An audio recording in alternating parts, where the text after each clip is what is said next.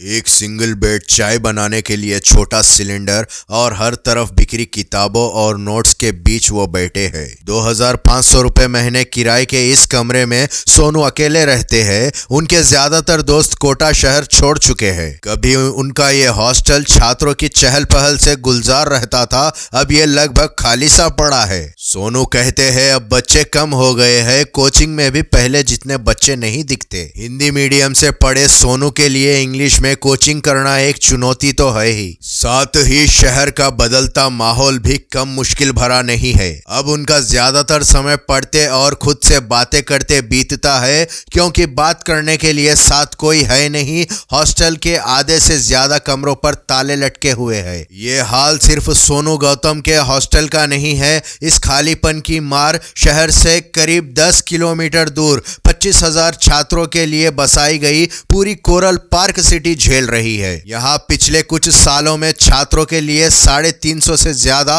Hostel बनाई गई है। कामयाबी के ख्वाब, दुनिया जीत लेने का जज्बा और आगे बढ़ने की उम्मीदें लेकर देश के कोने कोने से लाखों छात्र हर साल कोटा पहुंचते हैं। पिछले 2 दशक में 10 लाख की आबादी वाले कोटा शहर में कई इलाके हॉस्टल में तब्दील हो चुके हैं। हर तरफ इंजीनियरिंग और मेडिकल की तैयारी करने वाले छात्र दिखाई देते हैं, लेकिन अब कोटा की चमक धीरे धीरे फीकी पड़ रही है। छात्रों के दम पर अरबों रुपए की कोटा कोचिंग इंडस्ट्री की सांसें अब फूलने लगी है। जो हॉस्टल छात्रों की चहल पहल से गुलजार रहते थे, अब वहां कमरों पर ताले लटके हैं और खिड़कियां सूनी पड़ी है। इसका असर हॉस्टल इंडस्ट्री ही नहीं बल्कि शहर के बाकी लोगों पर भी पड़ा है। जो छात्र कोटा की अर्थव्यवस्था की बैकबोन कहे जाते थे, जब उन्हीं की संख्या कम होगी तो अर्थव्यवस्था पर असर पड़ना लाजमी है। सवाल है कि आखिर आईआईटी और नीट कोचिंग के नाम पर जिस कोटा का नाम लोगों के जहन में सबसे पहले आता है,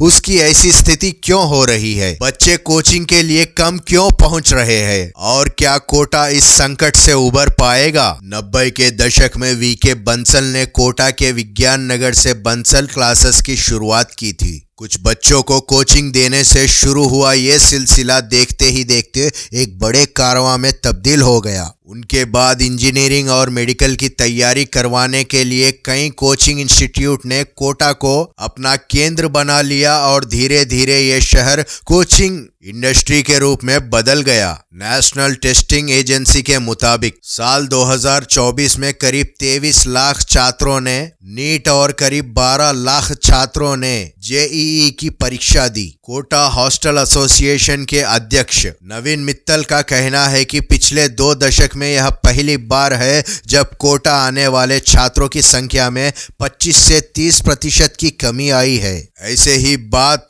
ई कोर्स के फाउंडर और 2 दशकों तक कोटा कोचिंग इंडस्ट्री में काम कर चुके डॉक्टर सोमवीर तायल भी करते हैं। वे कहते हैं कोरोना के बाद इतने बच्चे आए जिसकी उम्मीद कोटा ने कभी नहीं की थी, लेकिन धीरे धीरे बच्चों की संख्या कम हो रही है। इस साल तो हालत यह है कि करीब 1 या 1.25 लाख बच्चे ही कोटा आए हैं। कोचिंग के लिए आने वाले छात्रों के लिए कोटा में हर तरफ हॉस्टल दिखाई देते हैं। दक्षिण कोटा का विज्ञान नगर, महावीर नगर, इंदिरा कॉलोनी, राजीव नगर, तलवंडी और उत्तर कोटा की कोरल सिटी छात्रों का गढ़ है। लेकिन अब इन इलाकों में हर तरफ हॉस्टल या घरों के बाहर टूलेट दिखाई देता है। बाहर से चमकती हुई कई इमारतों के अंदर कमरों पर ताले लटके हुए हैं। तो कुछ हॉस्टल ऐसे हैं जिन्हें लोगों ने कम किराए की वजह से बंद कर दिया है। नवीन मित्तल कहते हैं करीब 30% बच्चों की कमी के कारण हमारी इंडस्ट्री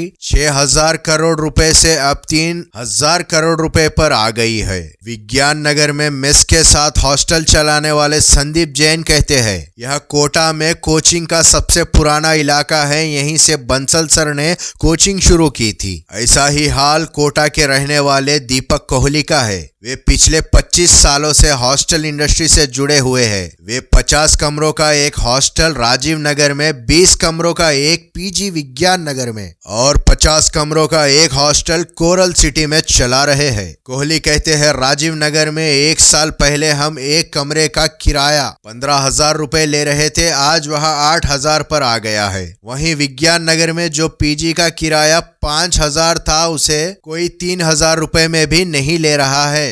हमारे सभी हॉस्टल आधे से ज्यादा खाली पड़े हैं। कोटा में पुरानी साइकिल खरीदना और बेचना एक बड़ा व्यवसाय है। शहर में पहुंचते ही ज्यादातर बच्चे सबसे पहले अपने लिए एक साइकिल का इंतजाम करते हैं। विज्ञान नगर में राजू साइकिल स्टोर के मैनेजर दिनेश कुमार भावनानी कहते हैं, ज्यादातर बच्चे पुरानी साइकिल खरीदते हैं क्योंकि वह 2,500 से 3,000 रुपए तक मिल जाती है। वही नहीं, साइकिल के लिए करीब 10,000 खर्च करने पड़ते हैं। वे कहते हैं, हमें एक दुकान बंद करनी पड़ी। पहले दुकान पर 4 लोग काम करते थे, अब एक आदमी का भी खर्च निकलना मुश्किल हो रहा है। अगर यही हाल रहे तो ये सब बंद हो जाएगा। कोटा में साल 2023 में 23 छात्रों के आत्महत्या के मामले सामने आए। साल 2015 के बाद यह पहली बार था जब छात्रों ने इतनी बड़ी संख्या में ऐसा कदम उठाया। ऐसे कई कारणों के वर्ष कोटा शहर को आज ऐसा दिन देखना पड़ रहा है।